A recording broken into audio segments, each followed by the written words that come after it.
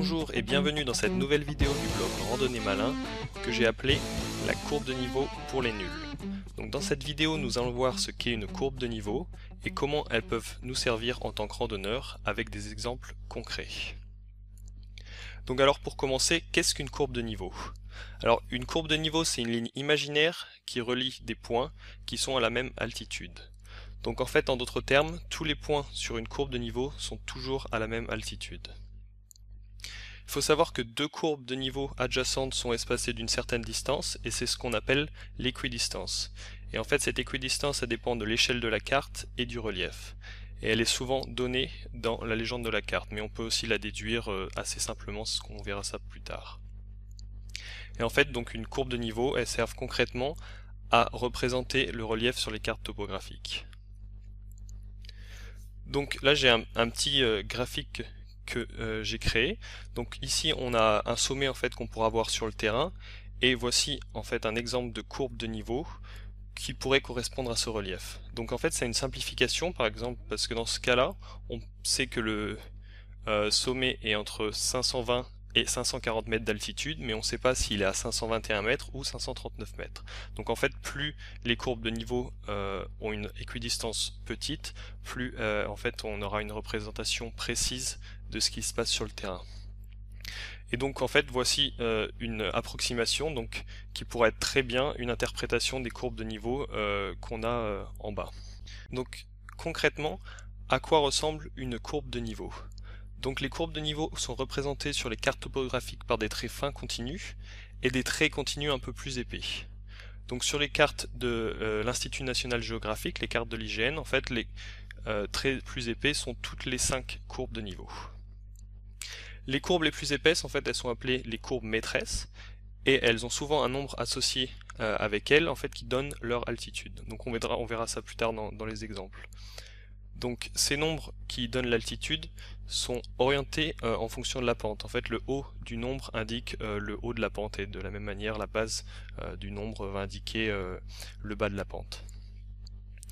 Donc il y a parfois des courbes de niveau en pointillés, donc entre deux courbes de niveau de traits continus.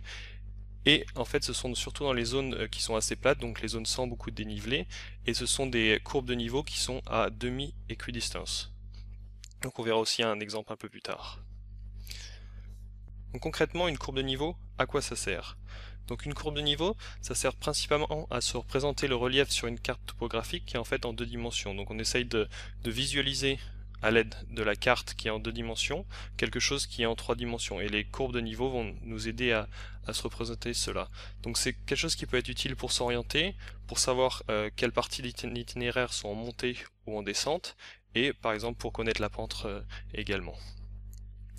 Donc les courbes de niveau ça sert aussi à estimer le dénivelé d'un itinéraire de randonnée ou d'une partie de celui-ci. Par exemple quand vous vous demandez combien il me reste de dénivelé pour aller au refuge, ou est-ce que c'est de la montée, est-ce que c'est de la descente. Donc c'est vraiment quelque chose qui est indispensable quand vous préparez une randonnée.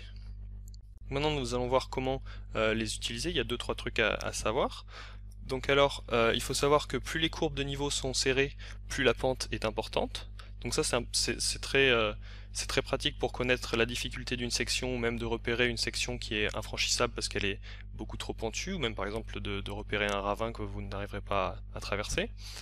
Il faut savoir également que si on marche le long d'une courbe de niveau, on ne descendra pas et on ne montera pas, donc ça c'est assez pratique quand vous êtes en dehors des sentiers et que vous voulez aller d'un point A à un point B, sans vous fatiguer trop et en restant sur le plat. Vous avez juste à suivre une courbe de niveau. Et je vais le rappeler parce que c'est très important et il y a beaucoup de gens qui ne le savent pas. Le haut du nombre qui donne l'altitude sur les lignes de niveau maîtresse, donc il indique le haut de la pente. Et en fait ça c'est très pratique pour savoir dans quel sens est la pente, et c'est un des principaux indices sur lesquels on va se baser pour savoir reconnaître un sommet et une cuvette en fait sur une carte. Nous allons voir donc maintenant quelques exemples concrets. Donc là on a une carte topographique assez classique. Donc alors ici nous avons des courbes de niveau, donc les traits continus. Ici on a une courbe de niveau maîtresse, donc il y a un trait un peu plus gras, ici aussi. Sur ces courbes de niveau maîtresse on a parfois un nombre qui indique l'altitude, donc ici on a 350 mètres d'altitude sur cette courbe de niveau, donc tout le long de cette courbe de niveau, on sera à 350 mètres d'altitude. On en a un autre ici, par exemple, à 300 mètres. Et donc, par exemple, on peut se servir de ça déjà pour déterminer l'équidistance. Donc, je rappelle que l'équidistance est en général donnée dans la légende, mais on peut assez facilement la déduire à partir d'ici. On sait que ici on a 300 mètres, ici on a 350 mètres, et qu'il y a exactement 10 courbes de niveau qui divisent ces deux altitudes. Donc on sait que on a 50 mètres divisé par 10, ce qui fait 5 mètres d'équidistance. Donc entre chaque courbe de niveau, on aura une distance de 5 mètres. En fait, tant que j'y suis dans les lignes de niveau, je vais vous montrer ce dont on a parlé précédemment, donc les courbes de niveau en pointillés, en fait comme celle-ci.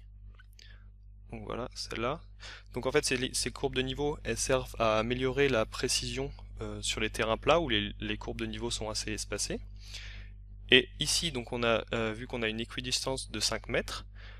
Et en fait, cette courbe de niveau en pointillé, elle est à mi-chemin au niveau de la dénivelée entre les deux courbes de niveau adjacentes. Donc dans ce cas-là, elle sera à 2,5 mètres de dénivelé de chaque courbe de niveau adjacente. Donc ici, par exemple, on a 350 mètres. Sur celle-là, on sera à 355 mètres, et donc sur cette courbe de niveau, on sera à 357,5 mètres d'altitude. Donc alors, qu'est-ce qu'on peut voir d'autre sur cette carte à l'aide des courbes de niveau? Donc on peut repérer les sommets assez facilement.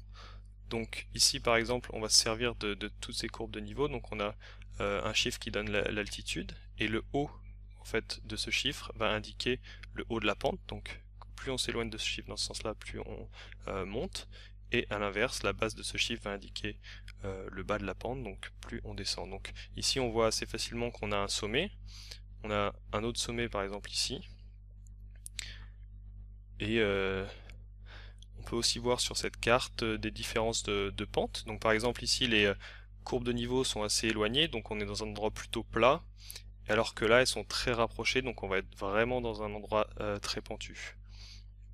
C'est à peu près tout pour cet exemple, donc on va passer maintenant à une autre carte où je vais vous montrer quelque chose d'autre. Donc alors en fait sur cette carte on peut voir différents sommets et cuvettes. Alors c'est pas évident, donc là c'est un exemple qui vous montre que parfois c'est pas évident de déterminer si on est sur un sommet ou dans une cuvette.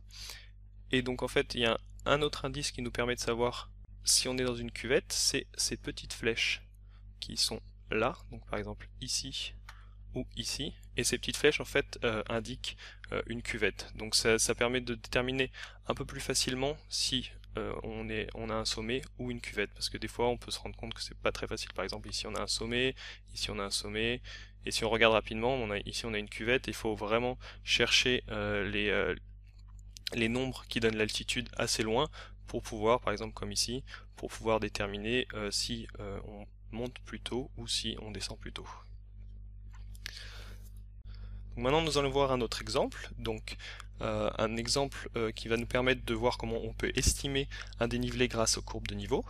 Donc on va imaginer que vous êtes à cette intersection et que vous voulez aller en utilisant ce chemin à l'intersection entre ce chemin et le cours d'eau. Donc ce que vous aimeriez savoir, c'est combien de dénivelé il vous reste à faire.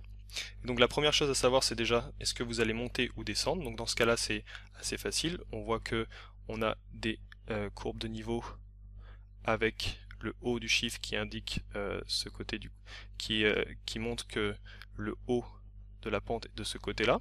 Donc quand vous allez aller d'ici à ici, vous allez monter. Et donc on peut calculer le dénivelé assez facilement. Donc ici on a une courbe de niveau à 1100 mètres d'altitude. Ici on a une courbe de niveau à 1250 mètres d'altitude. Et on a exactement 15 courbes de niveau qui les séparent. Donc on a une équidistance de 10 mètres. Et donc entre chaque courbe de niveau, on aura 10 mètres de dénivelé. Donc ici, on se trouve à 3 courbes de niveau en dessous de la courbe de niveau maîtresse à 1100 mètres. Donc on se trouve à 1070 mètres d'altitude. Et ici, on se trouve donc exactement sur la courbe de niveau maîtresse qui correspond à 1200 mètres d'altitude. Donc si on fait 1200 mètres moins 1070 mètres, on a 130 mètres de dénivelé. Donc c'est 130 mètres de dénivelé en montée que vous aurez à faire pour aller d'ici à ici. Donc pour finir, j'aimerais préciser que les courbes de niveau sont très importantes pour se représenter correctement le relief à partir d'une carte topographique, mais qu'il y a en fait aussi d'autres informations disponibles sur les cartes qu'il faut prendre en compte, comme par exemple les points cotés ou l'estompage, et en fait nous verrons cela dans d'autres vidéos ou d'autres articles. Maintenant j'arrive au point le plus important, en fait c'est qu'il y a vraiment qu'en pratiquant que vous arriverez à visualiser correctement le relief grâce aux courbes de niveau. Alors ce que je vais vous demander, c'est soit de prendre une carte topographique ou d'aller sur le géoportail de l'IGN et d'essayer d'imaginer le relief à l'aide des courbes de niveau ou de calculer des dénivelés. Donc dès la fin de cette vidéo, faites-le, ça vous aidera vraiment à savoir lire correctement une carte. Donc je vous dis merci beaucoup d'avoir suivi cette vidéo jusqu'au bout, j'espère qu'elle vous a vraiment apporté quelque chose et je vous dis à très bientôt sur le blog Randonnée Malin.